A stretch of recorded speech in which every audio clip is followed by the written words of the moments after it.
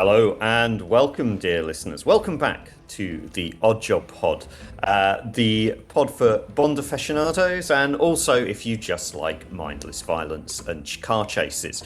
But we are a little bit more deep than that because at the moment there's not an awful lot of Bond news around, so we're digging into other films that our Bonds have made while they were Bond. Look, it's just an excuse for us to watch more cinema, which we all need. So if you listened to us last time out, Terry chose the wonderful The Hill with Sean Connery. Do go back, listen to that podcast. Do actually watch the film as well. It's very hard to find, but it is well worth it. So this was my choice of a Bond doing moonlighting. And this, I think, will be a very interesting film. I have chosen The Tailor of Panama.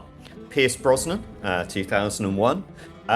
It's a spy film. Well, that's going to be an interesting one. Let's get into it. I'm joined, as ever, by Terry DeFellin. Hello, Terry. Hello, Gary. And Graham Sibley. Hello, Graham. Hello, Gary. Good. Graham, just to make clear, this is not talking more about Rush Hour. Okay? No, we will endeavour not to talk more about Rush Hour, even though we have plenty to say. I mean, Terry hasn't stopped talking about it for weeks since we've recorded that. He just keeps going on and on and on about Rush Hour. But let's not more talk about Rush Hour, because we're not talking about Rush Hour anymore. We're talking about Tailor of Panama. But maybe if we can draw parallels with Rush Hour, and I'm sure there are plenty. Le Carre, Rush Hour, I think there is parallels. Don't you, Terry? Absolutely. And I just wanted to say I have now got a 24-hour live YouTube channel in which I just do nothing but talk about Rush Hour. I've had to record a couple of hours in abeyance just to slot in here, and then I shall be back on it. So just go to youtube.com/Terry DeFellin and you'll find it there. And if you want, you can also hit the red button for the alternative commentary with Sibley and Andrew as well. Is he still talking about this? Reaction video of me, a reaction YouTube video of me, of you reacting to me talking about Rush Hour non-stop, constantly. Yes. That's content, lads. That's content, listeners. That is content. But hey, we're going to be taken over by something else now. We're going to be taken over by Tailor of Panama now. Yes. Aren't we, Gary? Aren't we?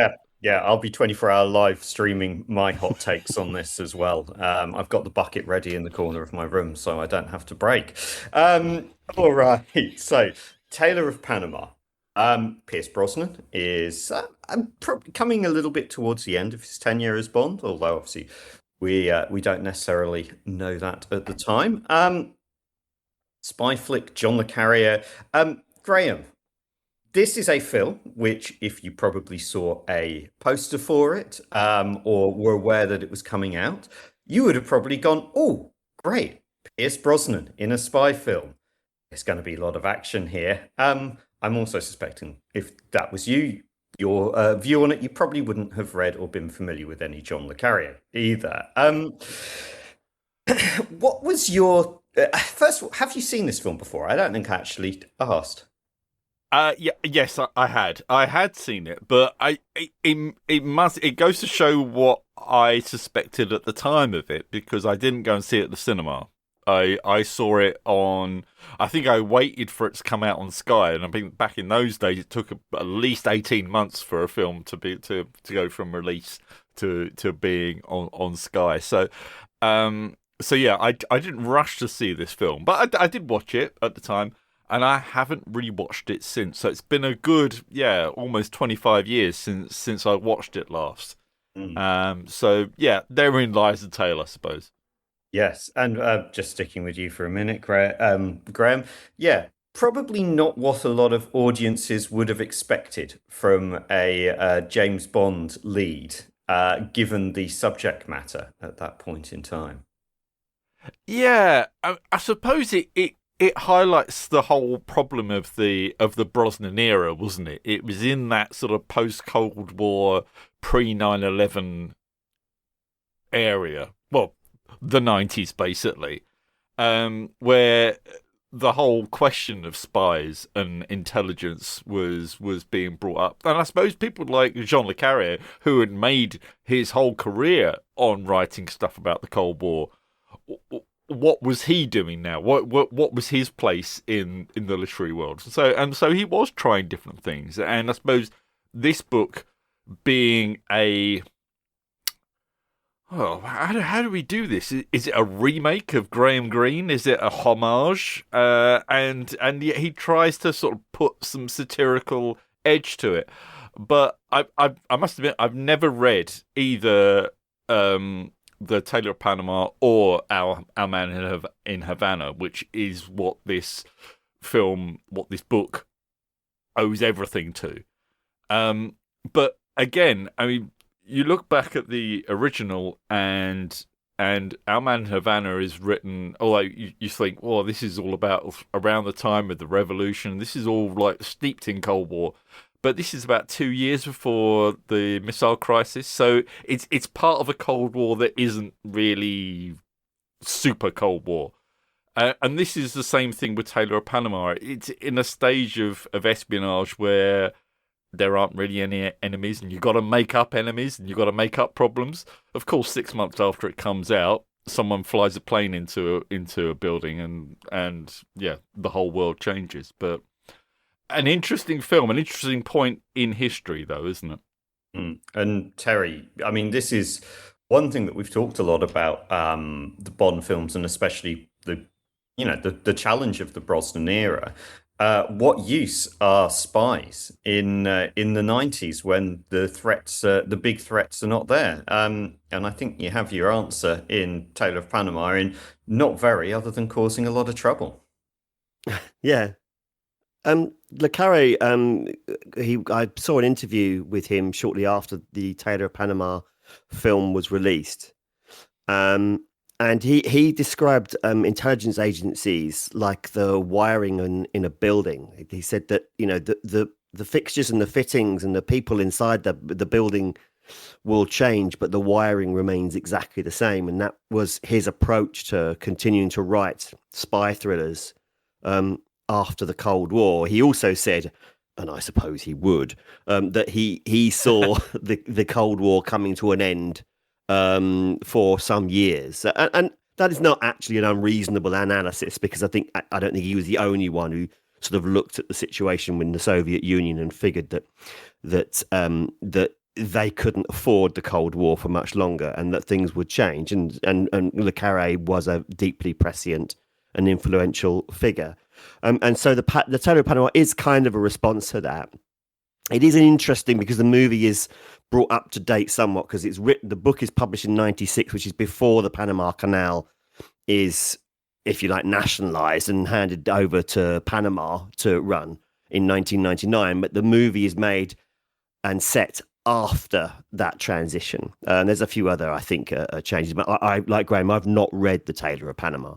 And indeed, I've not read Our Man in Havana.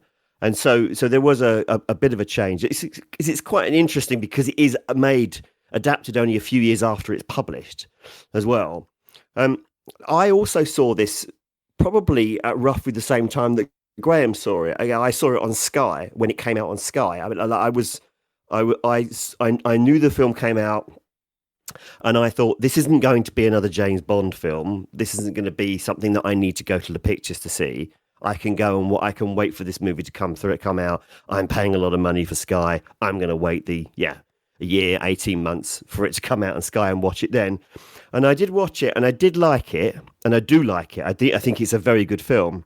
But I wonder whether or not perhaps a lot of maybe that I too just felt, I didn't watch it again until we were doing this podcast. And I'm wondering that what you said, what Graham was saying about 9/11 happened in the intervening time.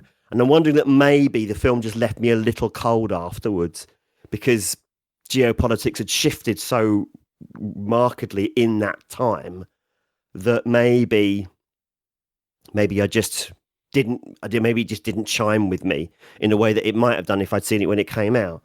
But I do think it's a solid piece of work, and a very, very good and very enjoyable film, and a really good film, and a wonderful outing for Pierce Brosnan as well. Not to mention the great ensemble that the movie has. Oh, yeah, fantastic ensemble. Yeah.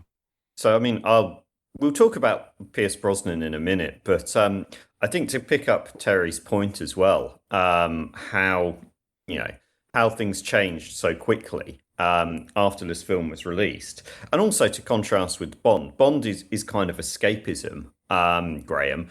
This, however, is a deeply, deeply cynical film. Probably one of the most cynical films. No, there's nobody with really, well, with maybe one or two exceptions, very few people with redeeming features within this. Everybody very much out for themselves. Yeah, there is the Geoffrey Rush's character, Pendle. He says that in one of the earliest scenes about Panama being Casablanca without the heroes, and it's like that. There are a couple of scenes in there. Well, there is definitely one scene at the end of the airport that is this the start of a beautiful relationship. They're picking up that final scene in Casablanca again. And you get that it is cynical. I think that is the perfect word for it. It's meant as a satire, but it's. I think with satire, there is a lot of cynicism involved there, but you have to be able to make people laugh.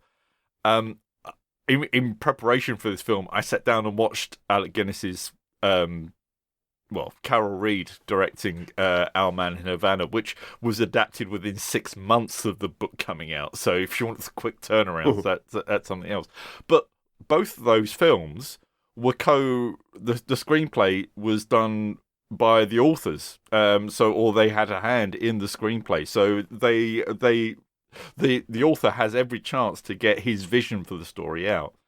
And I think that's the difference between the writers. You've got Green there, who has a very, very satirical bent when he wants to, and I think you've got Le Carre who loves the darkness, he loves the grit, he loves the cynicism of it all, and I think this is exactly the sort of film you would expect it to be written by Le Carre, even though it does have light moments that you don't usually associate with Le Carre's work.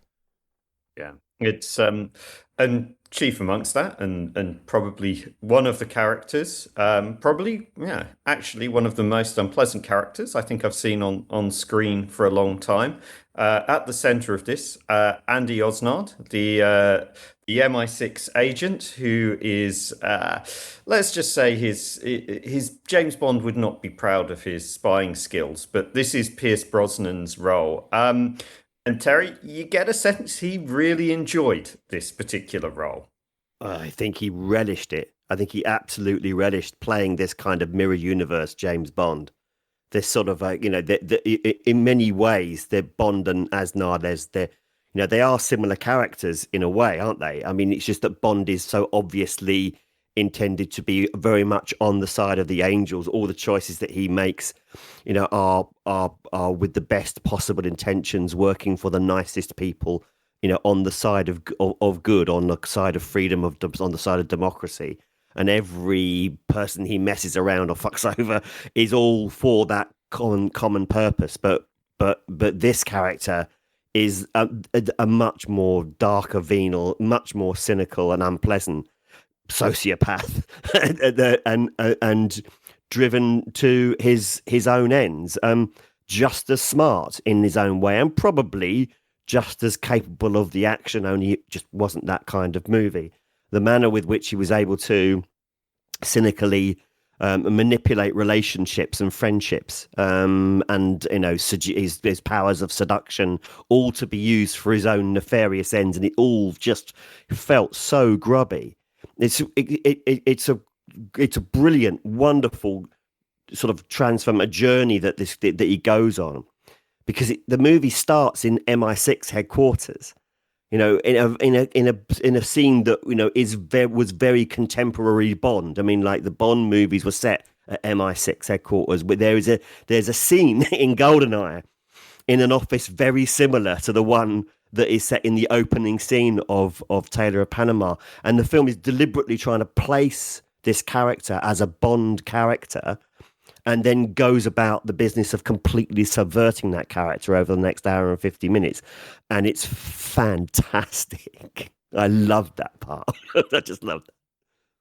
Yeah, Graham, I mean, it's it's a bold choice when you are James Bond to take on this role, and it's a bold choice casting as well into there. And I mean, I think this is actually one of the reasons why I chose this particular film, because it's Bond, but it's anti-Bond or dark Bond in so many ways. Probably not as well watched as Bond, but yeah, this is definitely a film where it plays across your expectations and your knowledge, and just what Pierce Brosnan brings to this particular film just comes so loaded in your expectations when you come in and start watching. Yeah. I'm not sure at how any of the other Bonds would have fared in this, bringing this across, because it just seems to suit Brosnan so much. This utter sleaze that he becomes. He becomes Panama, doesn't he? In the whole thing, he is as seedy and as horrible as that, and as money grabbing as the city is portrayed in this film, isn't he? And I think this is what you get from Le Carre, because all throughout his books he wants to be able to look at the whole universe of books that Fleming created himself, but also spawned from every other person who wanted to copy him. And of course, he ploughed his own furrow by creating books about spies, about not the reality of spies, but what spying is actually about, and how mistrustful spies are. Spies are liars. And this is something that the Bond franchise has actually taken on board, actually, as it's matured over the years. But with the whole thing, this is central to Le Carre, the fact that spies are awful people. You cannot trust them, and they will let you down, and they are employed because they are liars, because they are the worst of people. And yeah, Osnard is a terrible, horrible person. But of course, he gets through life because he's so likable, and people just want to be with him, and well, for a short time anyway, until they find out what he's really like. But yeah, a fantastic performance by Brosnan. I'm struggling to think of a better one, actually, to be honest. By Brosnan, yeah, yeah. I mean, I've not seen his entire canon, because I mean, he hasn't always made the, I think, ideal choices. I think late stage Brosnan's quite interesting, and at Mobland people have got a lot of time for. An old Brosnan, Thursday Murder Club was horrible, but I mean, generally speaking, that's not Pierce Brosnan's fault. But generally speaking, yeah, you know, he's he I think late stage Brosnan is pretty decent, but I don't know. He always he never quite found a play. I mean, we may well end up doing Dante's Peak, for example. It falls within there in this strand. We could do that. That is a very, very different kind of movie. This just feels right. It also feels right because it also helped because we have since come to understand that perhaps Brosnan and Eon's relationship by this point was not great, and I don't think it was certainly wasn't a done deal that that Die Another Day would be his last movie, but it was his last movie, and it sort of like reflects a certain, I don't know, maybe a certain cynicism about Bond as well, the choices that he made to make that film. I don't know. It just feels as though there's a message there that Brosnan at least is trying to say something about Bond. And I think that Le Carre, I think he's obviously trying to say something about Bond, because as Graham rightly points out, Le Carre was trying to say an awful lot about Fleming when he was writing his spy novels, his Cold War novels, particularly the Smiley ones, I guess. And so it does kind of dovetail in quite nicely. And like The Hill, Connery did The Hill as a kind of response to Bond. And this, I think, is Brosnan's response to Bond, because he also had a troubled relationship with his character in a way that Roger Moore, for example, never did. Well, I don't think he did anyway. I don't know. Maybe that's something that we can examine. But I mean, I'm not conscious that he did. And so, as Bond fans, we can look at it through that. We can apply that particular filter, and the film has even greater meaning for us.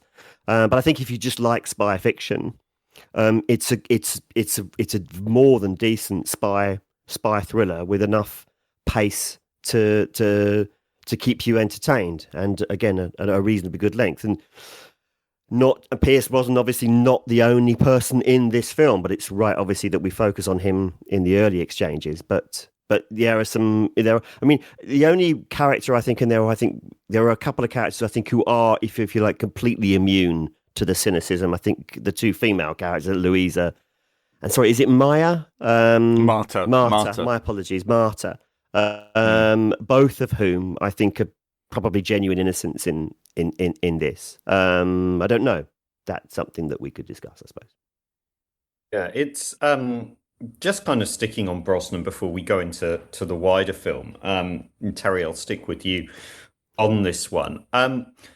For me, this feels like it also gives glimpses of what Brosnan's Bond could have been with some better scripts and better films. And for me, it's almost like you could see where he was going, and you could see, parts of that in GoldenEye when he started. And then as the quality went a little bit further down with every film, this, I think, is, if you're somebody who, looks at the Brosnan films and go, well, that wasn't, other than GoldenEye, that wasn't that great. Maybe he wasn't such a good Bond. For me, this is a film where you look at it and go, this is what Brosnan could have been, or it gives, even though his character's terrible, it gives you hints of what he could have been with a much better script and a much better film. No question. There's elements of Connery in his performance. Specific moments I'm looking at there, and there are elements of Connery in some of the things that in the way that he delivers his lines.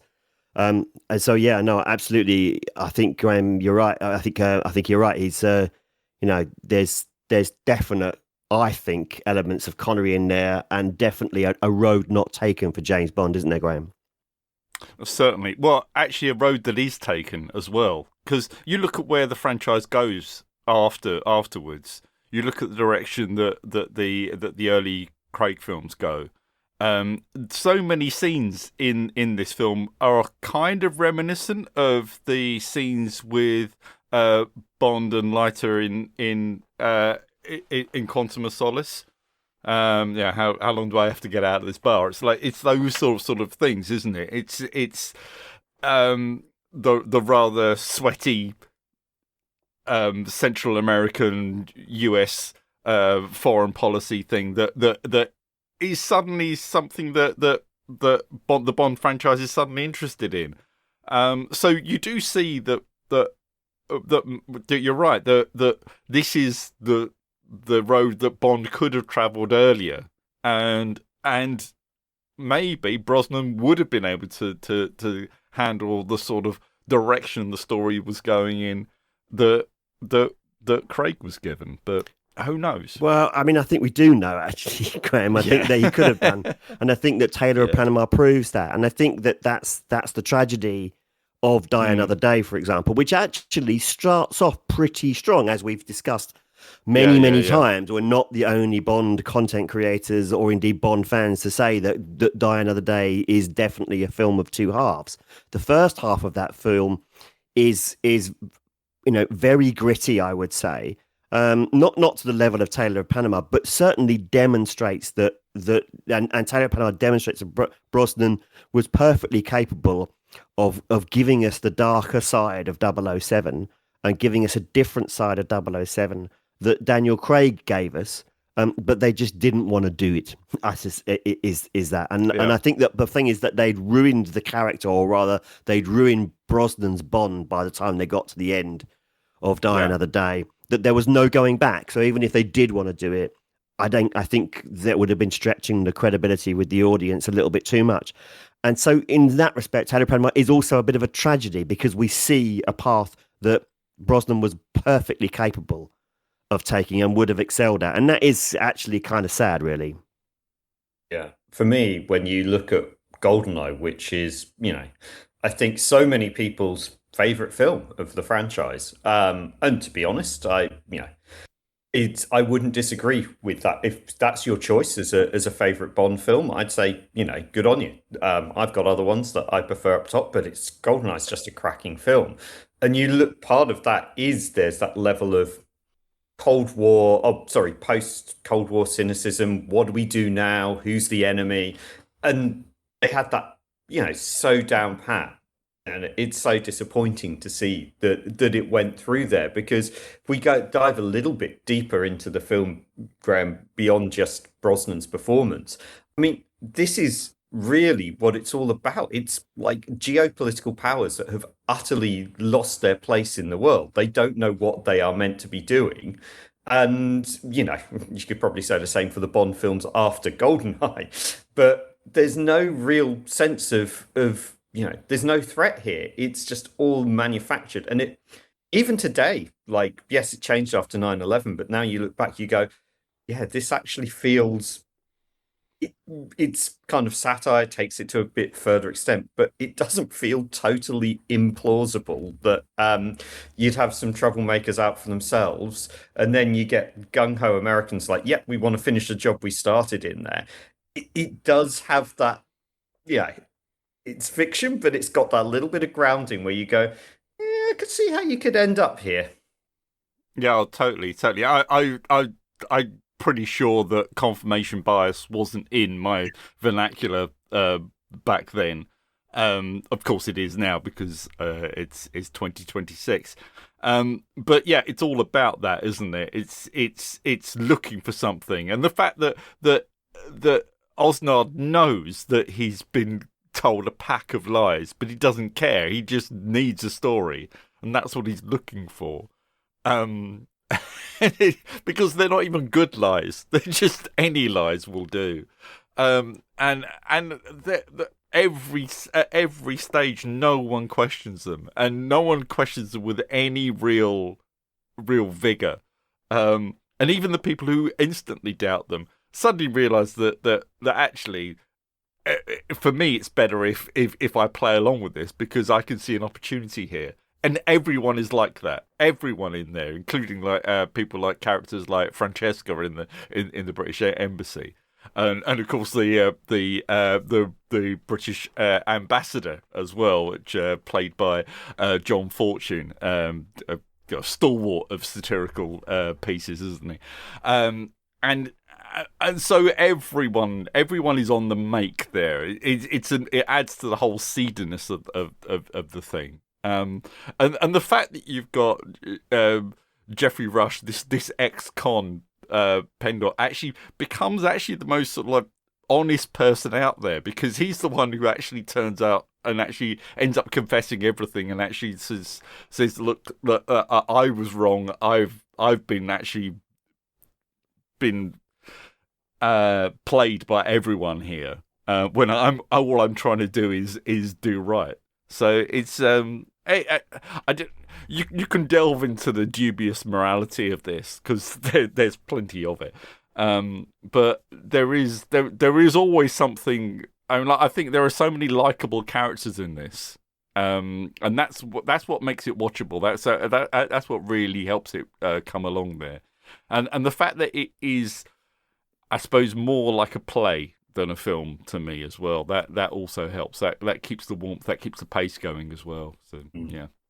And you obviously have fantastic actors in there, and I think brilliant cast, brilliant cast, fantastic. And I think you talking about it like a play, Terry, for me, it feels very much like a two-hander, because no matter how good Pierce Brosnan is, this film would be absolutely nothing without Geoffrey Rush's character of Pendle in the middle. And for me, again, you say this is one of Brosnan's best performances. I also think this might be one of Geoffrey Rush's best performances. And this is not a man who is short of very good. critical acclaim for a lot of his screen time. Yeah, well, he's just such a fantastic character. You know, I mean, an ex-con who's living a lie, who's raised a family, he's carved out for himself an opportunity for a second chance, and he's chosen to move to a den of thieves in order really to become a saint, and try and put it all behind him. You know, he's the friends that he makes are good friends, are good people, flawed perhaps, but good people. You know, I mean, he suffers, he's seen pain, he's seen suffering. You know, and he's always looked like he's trying to make an end, but he's been messed around and stitched up and conned by bankers and journalists and thieves, and he's trying to he's trying to negotiate his way, him and his family, through this whole thing by embracing dubious morals and telling tall stories and selling a yarn to an agent who is loose with other people's cash and wants to believe what he has to say, because he can see the bigger picture and where this ends for him on a Learjet, you know, with a bag full of cash, you know. So it's he is a fundamentally good man who's just made some bad choices and continues to make bad choices. And obviously, I thought I loved Mickey in this movie. I think Brendan Gleeson is just such an amazing actor. He's just such a good actor, and he just brings so much to that. And the moment when they find Mickey, and he goes to find Mickey, and just that moment when that carnival, that firework festival is going on, and there's this carnival going on, and then they're suddenly hit by the grief and the shock of seeing Mickey. It's just a really, really powerful moment. And I've been thinking about quite a lot about comedy, for example. And the best comedies are usually actually where the characters in them are actually unspeakably bad characters. They're awful people, but they say funny things, they do funny things, and so we laugh at them, and so we can do that. And that you can have actually quite dislikable characters and still like them. And in that respect, I think the Tailor of Panama does lean into it, that comedy element to it in that way, although I'd say the dialogue of the script is not particularly funny necessarily. Again, I mean, feel free to disagree, but I only watched it once fairly recently. Yeah. It didn't strike me as being a particularly funny film, but you can see where that maybe where the comedy, and I didn't find too many comedy beats. Maybe I'm too informed by Rush Hour because I've just been spending the last month thinking about Rush Hour. So maybe that's the problem. That's the bar is just so high, guys, that I can't stop thinking about Rush Hour. But I didn't get that. But I can see that element to it. And I just think that when you've got that much to work with Geoffrey Rush, and that it's no wonder he handled it so well. He's just such an authentic character. I mean, like the original Savile Row Tailor who never was. And I just think he's just such a great idea, just a great concept. This idea of this tailor this guy who learns to become a tailor in prison, and then he moves to Panama to set up this narrative about how in fact he's he's just come straight from Savile Row, because it's the 90s and no one can check. It's just it's just great. I love that. And it's just a brilliant setup and a brilliant character and a fantastic actor. But again, so many good actors. Yeah, it's and there's so many good moments as well. Also, let's not forget, this is a man who is haunted by the ghost of Harold Pinter as well. Aren't we all? Yeah. Gary, come on. If you want your comedy moments, those are probably those little bits of light relief when you've got Uncle Benny. Tell you what, I've been to see 2 Pinter plays in my time, and I've never understood either of them. So maybe maybe I'm the problem here. Maybe I'm the problem. Yeah, it is a fascinating film. This has got such rich depth and rich characters. And yeah, Graham, you were talking about this as well.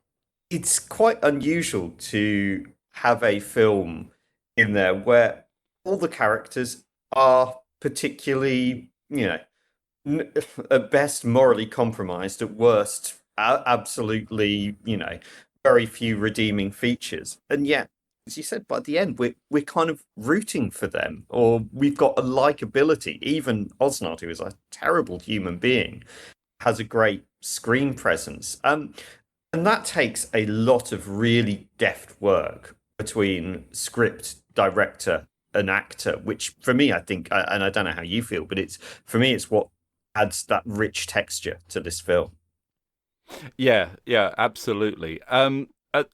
The original ending of it had Pendle killing Osnard, shooting him, which mirrors the closing scenes in Our Man in Havana, which is funnier, believe it or not, even though it does have him killing another spy in it.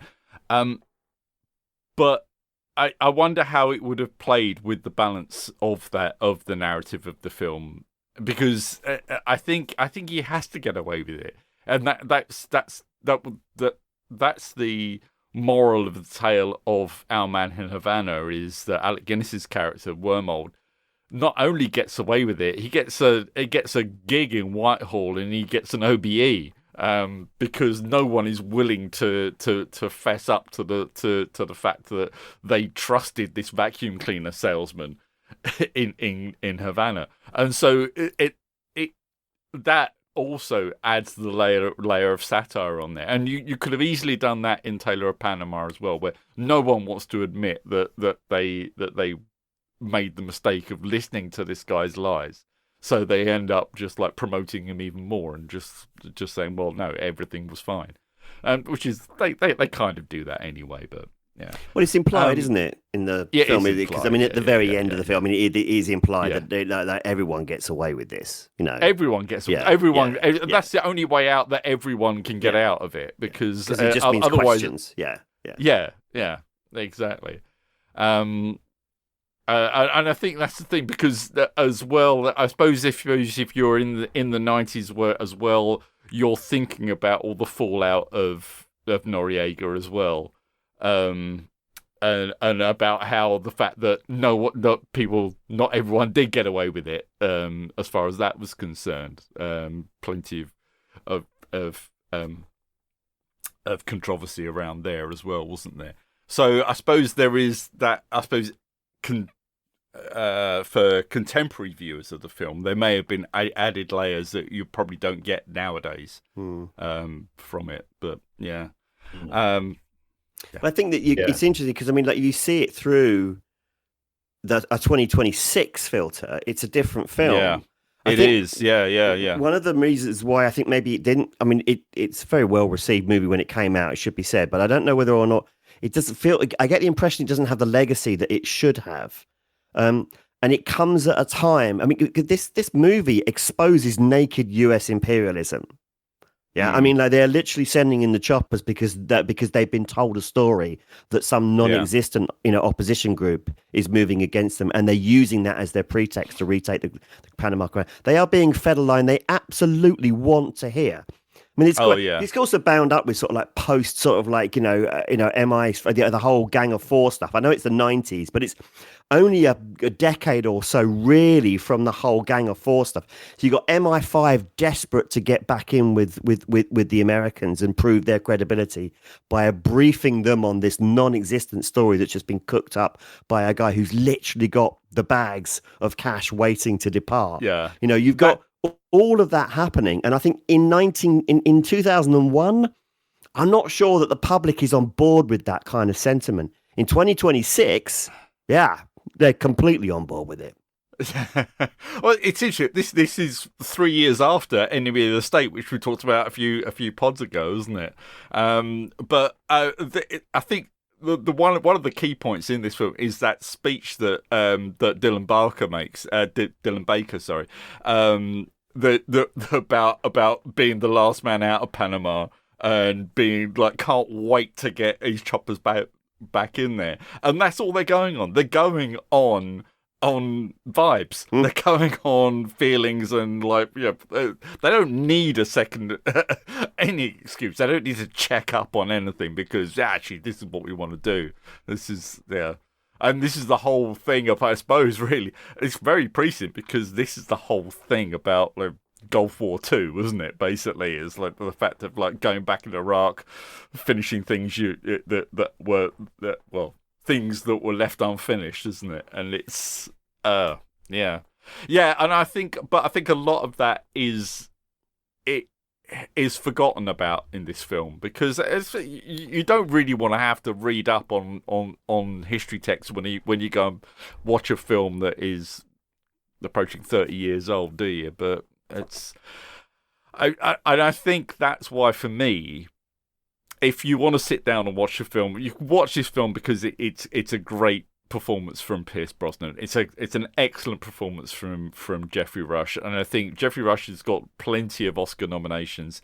And I think I don't see any difference between his performance here than what he did in The King's Speech a few years later. It's up there. He does so well in this film, and the other characters. Jamie Lee Curtis is great as the sort of antidote to her role in True Lies, almost, isn't it? And then, of course, we've already mentioned Brendan Gleeson as well, doing so well in this as well. Yeah, it's there is so much kind of richness in there, and just sticking as well with what we're talking about, seeing it through 2026 eyes, 2001 as well. Terry, this was actually, because I'm thinking back to 2001, and it might just been because I was a student at the time, but I can remember there was a really, this was when probably John Pilger's work was getting probably some of the most airtime as well. You had a lot of that kind of surveillance society, a reactionary against brands. Naomi Klein's No Logo was one of the big sellers around that time as well. So there was definitely a strain of turning eyes away from the Russians, as it was then, into being much more focused on, well, what has America's role in the world been, in a way that it hadn't had that criticism, or it had been there, but it was starting to become, well, we've got no enemy, so what were we doing in there in the first place? And so in some respects, to me, while it probably, for when it came out, there were probably some people who just went for a spy film and I didn't really get that. But it definitely tapped into a kind of feeling that was coming out at the time, certainly probably more in that academic literature, investigative journalism stage, which now is probably way out into the open and everybody's shouting about it on YouTube, apart from you, Terry, because I think you've got another conversation about Rush Hour coming up. But yeah, this was the kind of, if you're looking at that kind of era and going, well, why have they made it there? There was definitely an audience and a sentiment for it, I think, around that time.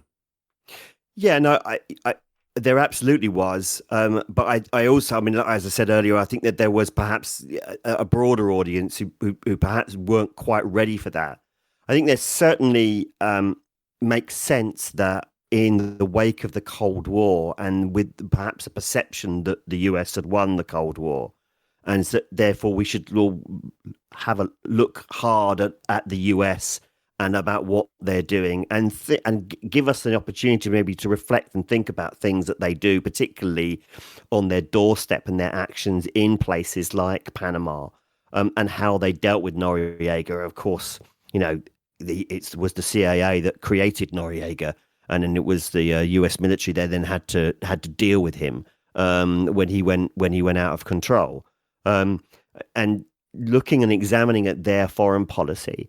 But it's just that I think when I first saw it, I was shocked at just how aggressive and imperialist the US were being portrayed in this movie, particularly for a film that was backed with US money and released, via it's an Irish film.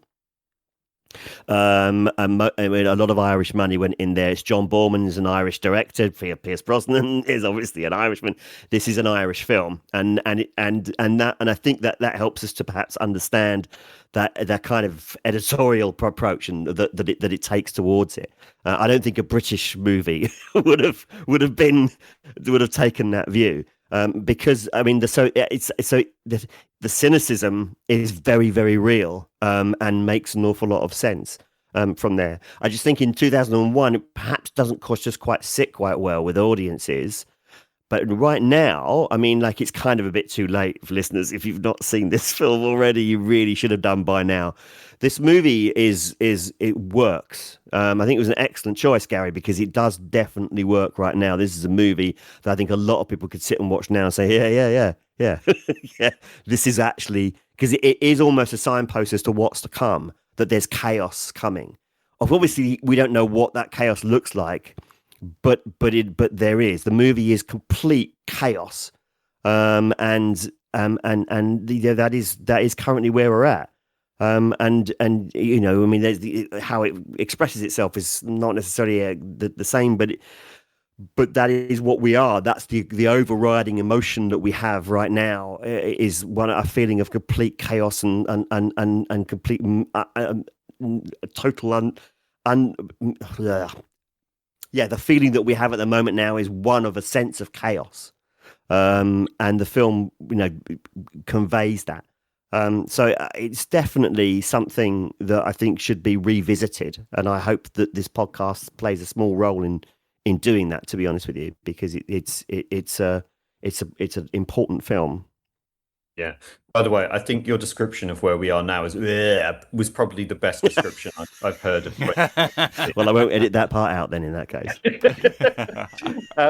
it's for me, and putting in a few of my own thoughts. One of the things that I can remember, because this was a period when I was in the cinema a lot, and there's a few films kind of within this strain that touch on very similar themes, albeit in different ways. I don't know if either of you have seen the film Buffalo Soldiers at all, with Joaquin Phoenix, where he's basically posted. He's a US soldier in Germany, and there's a line in there, quite a famous line that's kind of, I think, been taken out elsewhere, which is, "War is hell, but peace is really fucking boring." And basically, it's all about, you know, a load of US soldiers in a base in Germany who basically are bored out of their skulls. And again, so it's got that cynicism in there.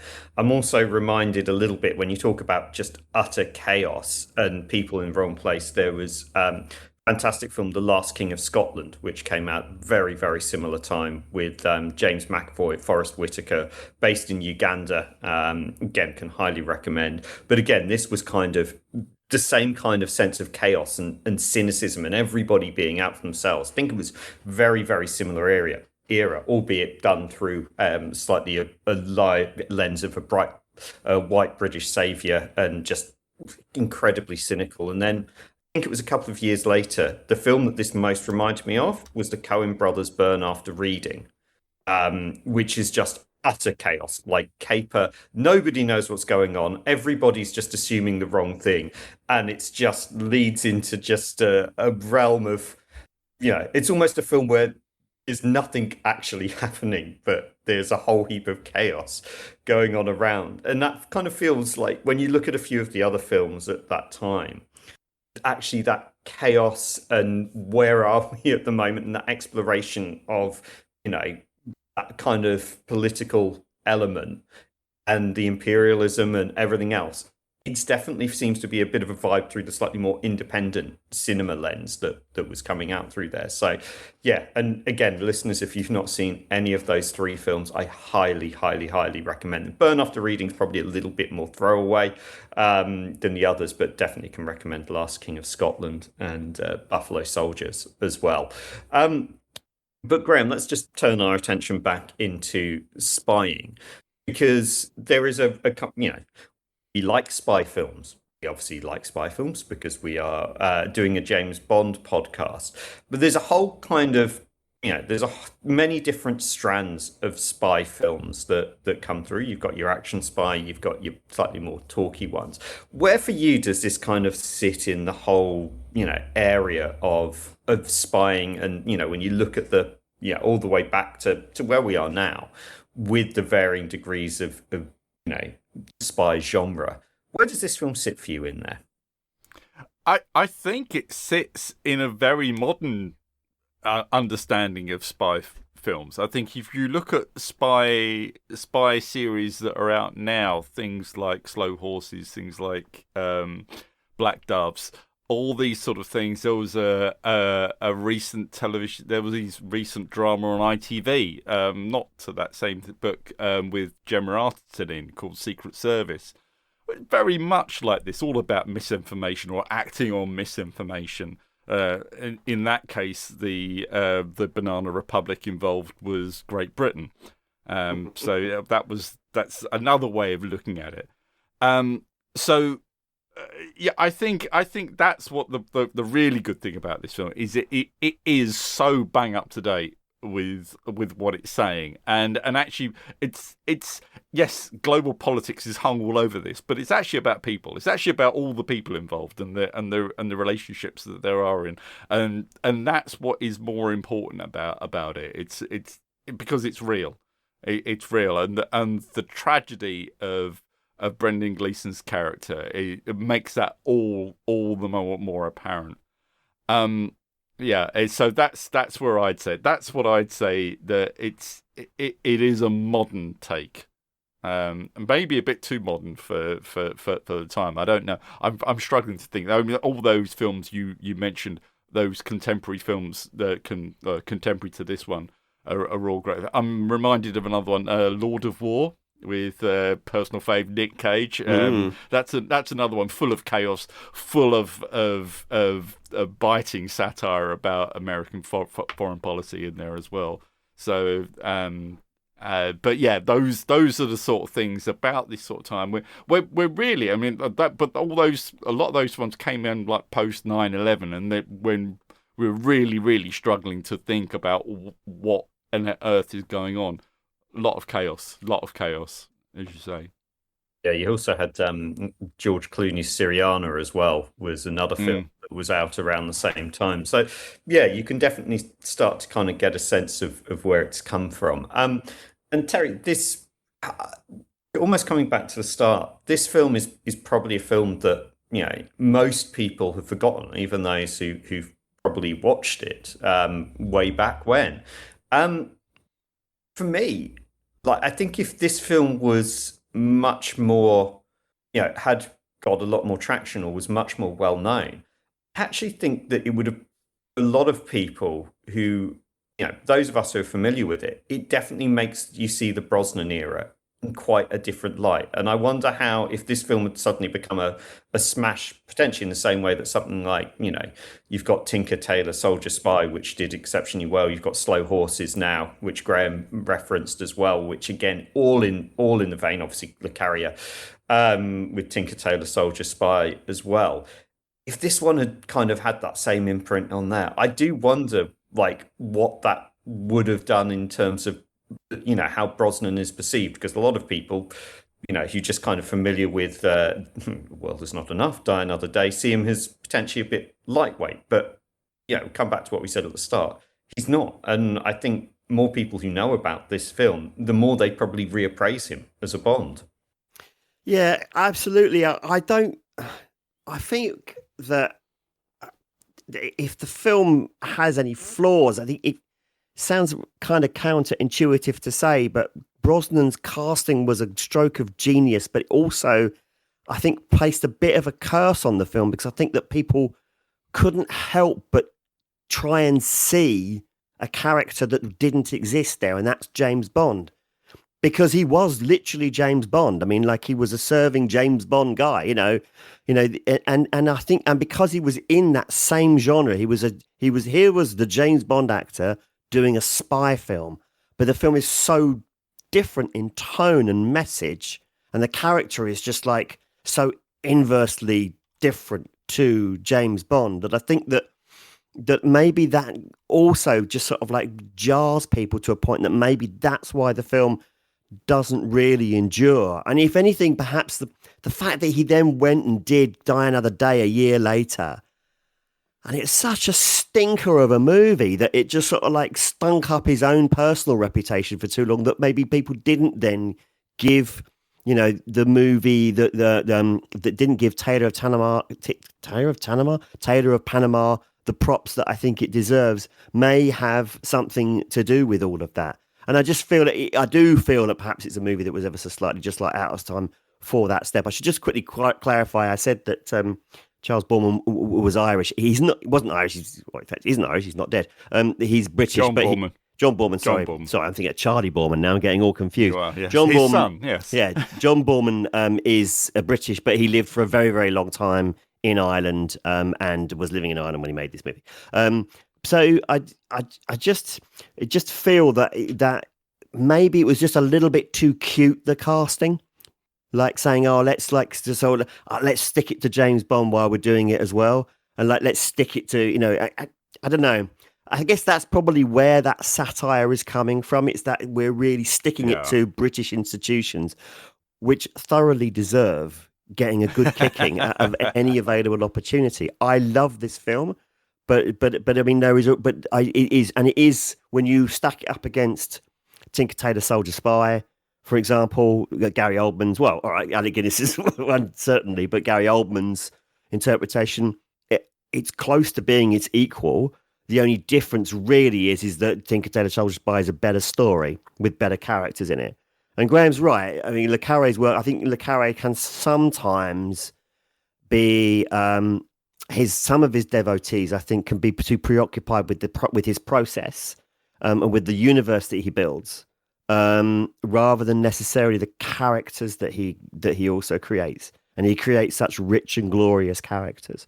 And some stories are better than others. I think one of the reasons maybe why Tinker Tailor and the Smiley stuff is better remembered is because Smiley's just a better character and is able to hold those stories together. I mean, we talk about the appalling cynicism of everything. Smiley is a character who tries to negotiate his way through this utterly horrific moral maze, tries to be, to do the right thing as much as possible. And the audience appreciating for that. And maybe that's just why, I mean, again, I've not read Tailor of Panama, so I don't know, but I'm going to suggest that perhaps, while this is a fine film and probably a fine book, maybe there are better examples of that. But as a work of spy fiction, it is authentic le Carre. He wrote the book. He co-wrote the screenplay. He was involved in the production of this movie. It is authentic le Carre, and so and le Carre informs even spy industry in real life. Even the security services in real life are informed by le Carre's fiction. That's how big he is. That's how influential he was. And so, it's, anything that he does is important in this particular genre. Yeah, I think that's a lovely, pretty much their summing up of the film. I will also, before I just do one last quick thing, throw over to Graham before he picks, I'd also just like to say a little bit of a shout to cinematography on this, because it is a beautifully shot film as well. We could rightly talk about the performances, but again, just the seediness that comes from every single part of it is quite something. Boorman's, they made the choice to shoot in Panama, and I think they absolutely did. And I've read, I was reading an interview actually with John Boorman about the Tailor of Panama, and he said it is actually what you see on screen does feel a lot like Panama. And when they were filming the scene where Osnard meets Pendle in essentially a kind of seedy hotel brothel, apparently somebody who was on set was like, "Oh, my brother owns a brothel. How many whores do you need? 24." And then the place that they were shooting in went, "Hang on, we have our own. Why are you bringing these ones in?" And he nearly started a fight over a gang warfare over that. But he said, "Look, that was how it was. It just didn't need too much work on there." So yeah, it is it's a beautifully shot film. It's a well-made film. And Graham, you can obviously tell that Terry and I like it. I'm getting a sense that you're glad that you revisited Tailor of Panama about 25 years afterwards. I am. I'm glad I revisited it because it's a really, really enjoyable film. I'm also glad because I took the time to rewatch Our Man in Havana, which I hadn't seen in even longer. Which I would recommend listeners to check out as well because it is brilliant. It is actually the better film. That's what I'm saying now. That it is the better film. And Alec Guinness, before he was Smiley, this is him doing his best work. Directed by Carol Reed, who directed the Third Man. It is a fantastic film and pretty much the same film. So watch them both and compare because I think it's great. But yes, Gary, very, very, very glad to have seen this film. And I guess you're all sitting around thinking, well, what film am I going to pick for While They Were Bond? Well, I'm gonna go for something a bit more left field as well. I think I'm gonna go and find a film that had someone who was in perhaps at the top of his power as Bond at the time, and taking him away from that suave international man of mystery, and put him to somewhere a lot more grittier. Maybe he's an Irish soldier of fortune. Maybe he's a mercenary. Maybe he's surrounded by a lot of other guys who are there just for the money, and the next war. Who knows where it will be? But yes, I know it's not Christmas, and this is definitely a Christmas movie, as most of the best action films are. But yes, we are going to be taking a ride with the wild geese. That's what we're going to be doing for the next time. Yes. Roger Moore as Sean Flynn, international mercenary. Yeah, and guys, his accent is amazing in there. You wouldn't spotless. Absolutely, absolutely amazing. Oh, marvelous! Yes, you've definitely taken a pivot after the heaviness of the hill and the cynicism of the Tailor of Panama. I can see where you. Well, Gary. I mean, there is a huge amount of background to this film as well. I mean, isn't it all entirely shot in apartheid Africa, South Africa? Maybe not entirely, no, but yes. Yeah. So. Yeah, the Wild Geese is a film, and that I am very, very close to. Graham knows this. I am very close to it. Well, Graham is also close to it. We both are, Graham. I've seen this film so many times. In fact, most recently on New Year's Day at the Connaught Theatre in Worthing. So I've been to see this at the cinema fairly recently. I adore this movie and all of its problems, which I'm more than happy to talk through at length over and over and over again. Yeah, if there's one man you truly believe in, it's Julius Lambani. Oh, I cannot wait for that. Yes, while there's not much Bond going on at the moment, this is a very good place to be. So anyway, thank you, dear listeners. If you've not seen Tailor of Panama or Our Man in Havana, or both, go watch them because they are both incredibly good films. Kind of films that I think you sit down and have a whiskey as well. It's that kind of movie where you can sit and sip in there. And I'm going to go off a little bit into for my next films. Graham's just inspired me. I'm going to go off and watch The Third Man again because yes. That is probably one of the best films made. And then you talked about Alec Guinness, so I might just I've got DVD of Kind Hearts and Coronets, which I might one of Ealing's best black comedies. So I could start getting me into the 30s, 40s, 50s. I am all over that cinema in there. Which is not part of this podcast, but now I'm probably just rambling like Rowley Burke in QC. Anyway, thank you very much, Graham. Thank you, Gary. Wonderful choice, and pleasure to be here to discuss it with you. And thank you very much, Terry. Yeah, likewise. Thank you, Gary. That was a brilliant choice, brilliant movie. Really enjoyed doing this and watching that film. Oh, listen, thank you, dear listeners. Please go and watch. Until then, goodbye. Goodbye. Iron Man, wild goose, coming over. How about that, Uncle Benny? You've got the fluence, Harry boy. I've always said it, and you have. You're the outright best tailor in the world. Oh, no. Steady on, Uncle Benny, steady on.